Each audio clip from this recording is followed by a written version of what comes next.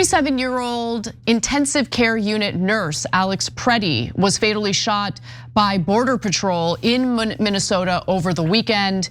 Now, oftentimes when we talk about ICE or Border Patrol related violence, people just kind of fall back on identifying the agents as ICE agents. In this case, my understanding is we're talking about Border Patrol agents, but the mission is similar, as we all know. Now, with that in mind, much like the Renee Good shooting, the claims and statements made by various Trump administration officials fly in the face of the truth and contradict what we can all see on video. Before we get to the details, Cenk, is this the new normal where American citizens get gunned down by federal agents and then the federal government lies about the innocent American citizen who got shot and killed?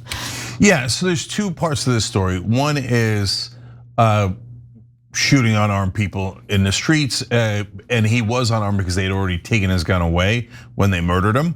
And what kind of police state is our government setting up right now? And how is that going to affect both the left and the right? And then the second topic is the giant lies of the Trump administration, calling this person a terrorist who was about to be an assassin. Right. So the lies are over the top and should give you a sense of who's right and who's wrong. Now, before we show you the various videos that we've prepared for this segment, I actually want to start this off with the initial statement coming from the Department of Homeland Security. I want you to keep in mind what the Department of Homeland Security said in this post as we watch the videos. So they wrote that at 9:05 a.m. Central Time, as DHS law enforcement officers were conducting a targeted operation in Minneapolis against an illegal alien wanted for violent assault, an individual approached US Border Patrol officers with a 9mm semi-automatic handgun seen here. And the tweet does include a photo of the weapon. Now, they continue to say that the officers attempted to disarm the suspect, but the armed suspect violently resisted. More details on the armed struggle are forthcoming. Fearing for his life and the lives and safety of fellow officers, an agent, meaning one, fired defensive shots. Medics on the scene immediately delivered medical aid to the subject, but was pronounced dead at the scene. The suspect also had 2 magazines and no ID. This looks like a situation where an individual wanted to do maximum damage and massacre law enforcement. Massacre law enforcement, okay? Approached officers with his gun, which gives you the sense that, oh, well, I mean, obviously that's gonna give you this visual of a person who is armed, brandishing their weapon, approaching officials or approaching ICE agents. Now, is that what really happened? Well, why don't we start off with the very first video here, and you can judge for yourselves if it looks like he approached ICE agents with a gun drawn. All right, so you see the scene. All right, so you're about to see Pretti is the one who is on the street. He's walking back. He's walking back. He's the one. ICE agent pushes a woman to the ground, or Border Patrol agent, I should say, pushes her to the ground, pepper spraying her. Pretti is the one who's attempting to help her get up. And as he's trying to help her, you see several agents pepper spraying, you see a struggle ensue. Now, I want to go to the next video. This is not the video of the shooting. We're gonna get to that in just a minute. I'm just showing you what happened leading up to the shooting, because in this next video, you will see that Pretti is holding something. It's not a gun, but I want you to take a look at what he's holding and then ask yourself, is this an individual who appears to be an imminent threat to Border Patrol agents? Take a look.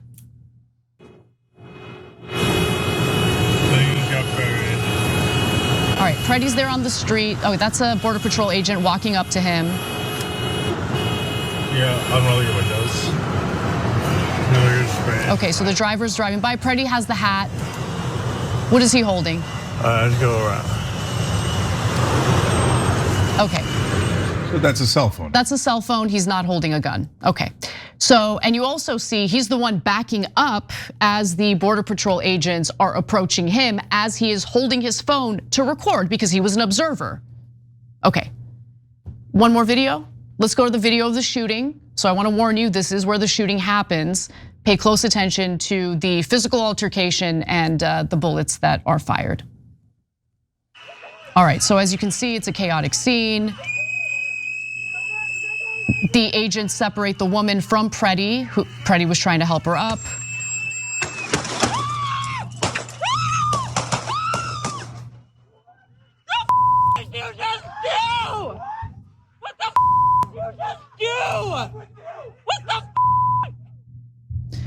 So that's where the shooting happens. So we also know that Pretti was in fact carrying a weapon. He was carrying a firearm. That has been widely reported. It was a legal weapon. Not only was it registered, he had a permit for concealed carry. And law enforcement, we're gonna go to law enforcement, what they had to say about the weapon in just a minute. But before we do, Cenk, opportunity to comment. Yeah, so some on the extreme right are saying he attacked ICE. I mean, it's obviously not true. Look, you just saw the video. So this is a litmus test of whether you have eyes and ears. Did he tackle the 6 ICE agents at once? Or did they push him first? They pushed the woman first. They pushed the woman first, then when he's trying to help the woman, they push him first. They accost him, they tackle him, and in the video where you could see they take his gun away, they take his gun away, they disarm him, and then they kill him. And then there's a pause in the shooting, and then they shoot 5 more times to make sure that he's fully executed. So let's actually show those videos though. Yeah, we're gonna show that in a second. My point here though is that some folks on the extreme right are saying he had it coming. If that's he had it coming, that's interfering with law enforcement and assaulting poor victims of law enforcement.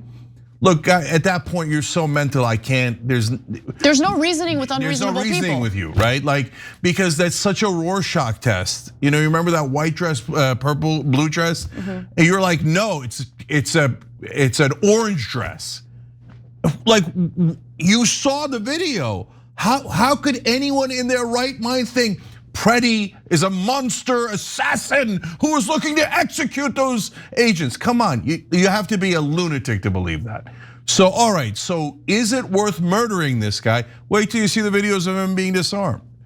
So I want to first start off with local law enforcement, which gave a press conference soon after the shooting occurred and answered questions about Pretti's possession of a firearm. Let's take a quick look at that. I think the video speaks for itself. What I can tell you is we have identified this person, 37-year-old white male, resident of the city. The only interaction that we are aware of with law enforcement has been for traffic tickets, and we believe he is a lawful gun owner with a permit to carry. Lawful gun owner with a permit to carry. He did nothing wrong. Listen, you either support gun rights or you don't. You are either in favor of concealed carry with a permit or you don't support it. But you can't on one hand argue that you're like a defender of the Second Amendment and then provide cover for federal agents gunning down Americans simply because they were in possession of a legal firearm that they never even brandished, okay? Now, what's even more damning, Cenk, is the fact that he was disarmed prior to the shots being fired, prior to him being killed. Before we go to the disarming, you also can't be in favor of Kyle Rittenhouse going to a protest with a weapon, brandishing it and using it and killing people, but this guy can't show up with a gun that he never brandished or took out to a protest. Make up your minds. You can't have both. It's totally impossible. So I wanted to show you a slowed down video which will help you see without and understand without a shadow of a doubt that he was disarmed prior to the agent shooting and killing him. Take a look.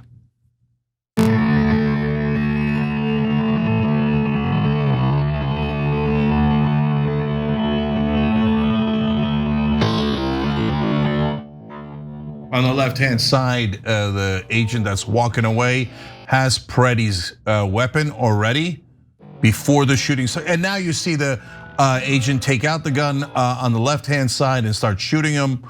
And then, of course, you've got the first round of shots.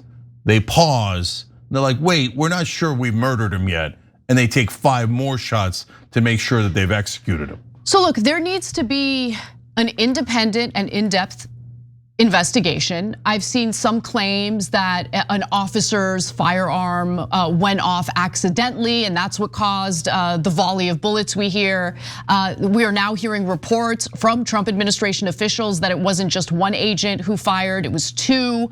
We don't know what the identities of these agents are because they will not disclose any of that information to the public.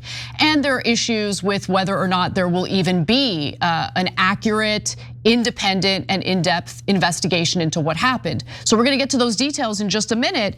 But Cenk, the aftermath of this shooting and the reaction from the Trump administration was very similar to the reaction we saw from the Trump administration following the ICE shooting, fatal shooting of Renee Nicole Good.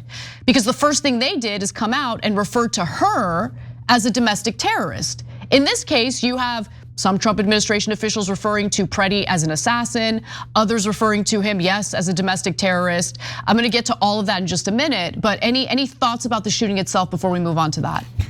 Yeah, look, I think that ICE and Border Patrol and all those things are attacking these cities, and they're all blue cities, in order to cause this kind of violence and unrest and chaos. Why? They want us at each other's throats. Yes. And so now the extreme right is back to kill them, kill them, kill them, right? And the left is back to we hate you, and look at these guys saying kill us all, right? And so how do you expect us not to hate you after you celebrate the death of this person? The right wing, I know, will say then you celebrated Charlie Kirk. There we go, perfect. The people in power are like, yes! They're back at each other's throats. And second objective, establish a police state. And a police state doesn't care if you're armed or unarmed, doesn't care if he's right wing, you're right wing or left wing. Once you have a police state, the people they're gonna represent is not Republicans or Democrats. They're going to represent the powerful and the elites. Yep. And they are establishing that now. And they're saying, look, this is not even within the bounds of what we consider normal in America. A police state, but with badges and names. No. Armed, masked, anonymous gunmen murdering American citizens in the streets. And what they're doing here, guys, is they're testing the waters. Totally. How much will Americans tolerate?